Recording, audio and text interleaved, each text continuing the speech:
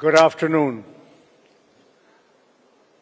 It's a privilege to be here at FICCI Frames, among the most influential minds and creators shaping India's vast media and entertainment landscape. At the end of this year, I will have been in the media business for 50 years. If there's one lesson I've learned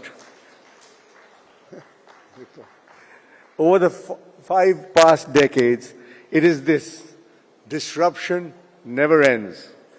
In fact, disruption is the only constant. I began with a print magazine called India Today, which at its peak had a readership of 5 million. We have now 4 24-hour news channels, 60 robust digital, mobile, and social media entities. Today, the India Today Group's combined media reach spans 750 million viewers, readers, followers, fans, and subscribers. And India's first AI news anchor, called Sana, has been launched by us, who's growing in capability day by day. So as you can see, each disruption created a new opportunity.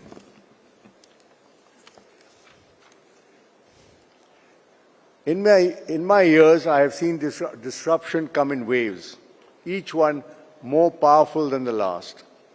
Each wave has intensified the two things: the audience attention and the advertising rupee. Beneath all the technological disruption lies a deeper structural problem in the business model of news.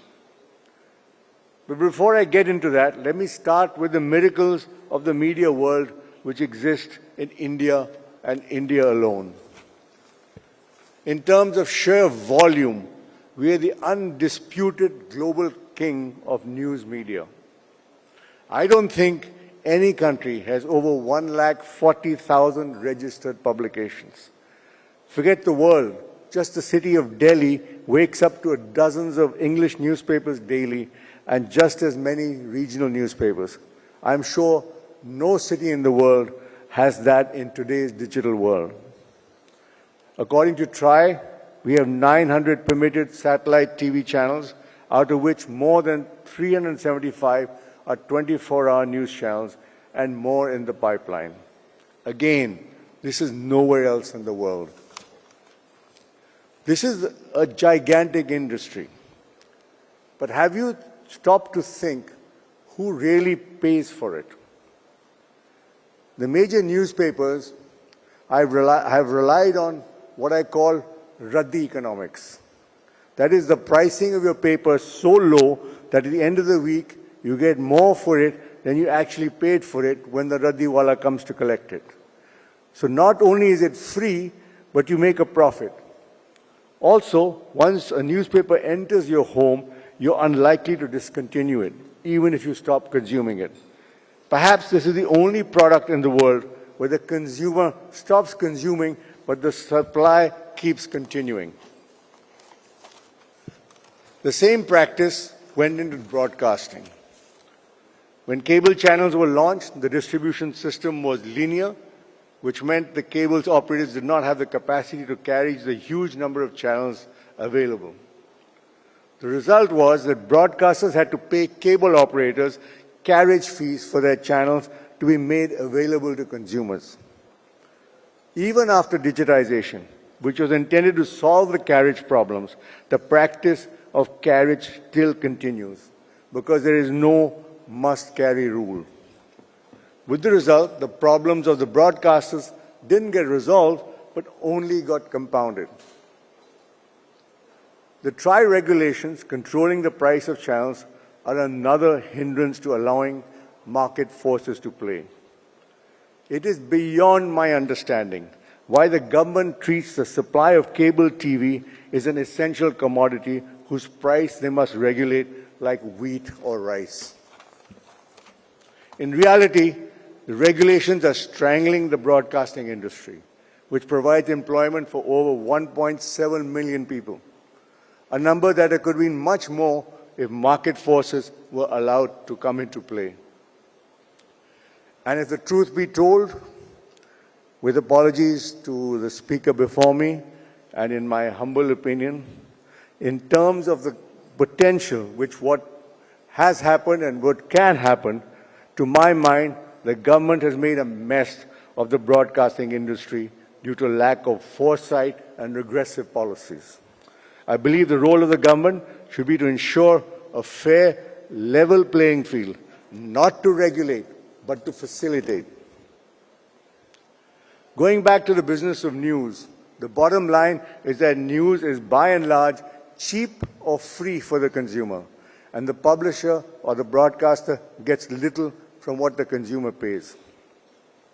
So who really pays for this gigantic news industry with 375 news channels and more in the pipeline? They form the largest segment of all channels, around 40%. The paymaster is the advertiser. Then journalism, when journalism's survival depends almost entirely on advertising from corporations and governments, its independence is under a constant threat of compromise. We've all seen it. The hand that gives can also take away. To be clear, I'm not painting the entire industry with one brush. The advertising funding model has, against all odds, produced some of the finest journalism in India. The Bofors scandal, the 2G spectrum scam, the Commonwealth Games expose, the corona pandemic issues, Manipur, Ukraine war, and many more. These are brought to light by journalists working within this very system. But we must be honest, the space for dissent is shrinking, not because of jackbooted censor, but because of balance sheets and ad sales targets. And today, the problem has taken another form. Excuse me, I'm in a FICCI forum, but I call it the advent of billionaire news channels. We are now seeing the entry of large industrial houses into the news business, for whom news is not a business at all, but it is a tool of influence and access. They have deep pockets, and they are destroying the economic models of the news channels, which will be detrimental not just to profitability, but to good journalism. After all, the currency of news channels is credibility, and their entrance makes the public believe that every channel is a mouthpiece for vested interests. You should also note that today, I would say 99% of news channels lose money. As you can see, the business model is already cracking. But this must be the only business in the world where the industry loses money, but there's still a queue for people who want to get into it. The next disruption was, of course, digital, the wave of digital. Digital news was our chance to fix the model, to build a direct relationship with the reader, but we repeated the same mistake, only this time on a global scale. We gave our product away for free, chasing scale and eyeballs. We chased them because the new gatekeepers demanded it. Google, Facebook, YouTube, and Twitter became the world's new editor-in-chiefs. They produce no journalism, but they control its distribution and monetization. Frankly, I find it maddening that they are not in law treated as publishers, but only as platforms. If I publish or broadcast someone else's defamatory statement, I'm liable for defamation, but not the platforms. But in fact of ad revenues, they are the real media companies of this country, with over 70% of total media revenue. They're eating the breakfast, lunch, and dinner of media companies, leaving only crumbs for publishers and broadcasters. Digital advertising is now 55% of total ad revenue, far surpassing TV and print. Their master is the algorithm. The algorithm doesn't reward depth, accuracy, or nuance. It rewards outrage, speed, and virality. It has transformed our information ecosystem into a battleground for attention, contaminating public discourse in the process. Newsrooms that once invested in reporters now have to invest in CEO specialists. The editorial meeting is as much about what's trending as it is what is important. The old master was the advertiser, the new master is the algorithm. And now we face the next great wave of disruption, artificial intelligence. AI is being positioned as a new arbiter of truth. It can summarize 5 articles into 1 paragraph. It can give you an answer directly, so you never have to click. But what happens to the original news organizations, the ones who pay reporters and fight court cases to bring you the news, when our content is scraped, synthesized, and regurgitated without credit or revenue? This is an existential threat to the very creation of credible information. So where does this leave us, the people in this room? It leaves us with a profound challenge. The old models are broken. The new gatekeepers are ruthlessly efficient, and the very value of professionally generated content is under threat. I don't have all the answers, but I do know this. We as an industry must stop apologizing for the value what we create. We must innovate, not just in our content, but in our business models. We must persuade our audience that credible, well-researched news is a public good.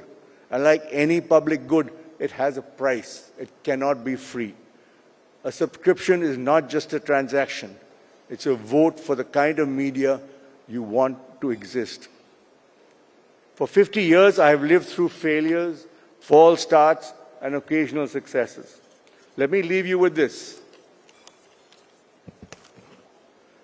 Disruption is not the enemy. It's the new normal. The real question is, do we have the courage, imagination, innovation, resilience, and integrity to seize it? The challenge today is not just to survive the next wave of disruption, but to build a future where our journalism is just not viable, but valuable. Ultimately, we are storytellers, and humanity survives on the stories we tell each other. We should not be intimidated by new technologies, but use it to tell stories in a more memorable and truthful way. In an era of post-truth, telling the truth matters even more. The future of truth in India, and indeed the health of our democracy, depends on it. Thank you.